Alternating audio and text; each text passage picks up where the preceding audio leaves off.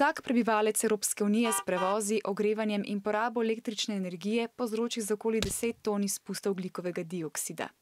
Veliko težav pa povzročajo tudi tovarne, še posebej tiste, ki za svoje delovanje uporabljajo premog ali nafto. O teh težavah so včeraj razpravljali tudi predstavniki držav članic Evropske unije. Dosegli so pomemben dogovor. Do leta 2030 naj bi v Evropi v primerjavi z letom 1990 zmanjšali izpuste tako imenovanih toplogrednih plinov, povečali uporabo obnovljivih virov in izboljšali energetsko učinkovitost, kar pomeni, da bi za enako raven proizvodnje porabili manj energije.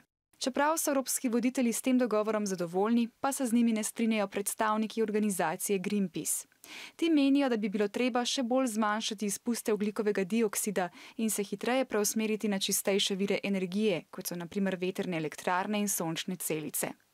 Kdaj bodo ukrepi novega dogovora za bolj zeleno Evropo začeli veljati, pa bo znano šele konec prihodnjega leta v Parizu, ko bo tam potekala mednarodna konferenca o podnebnih spremembah.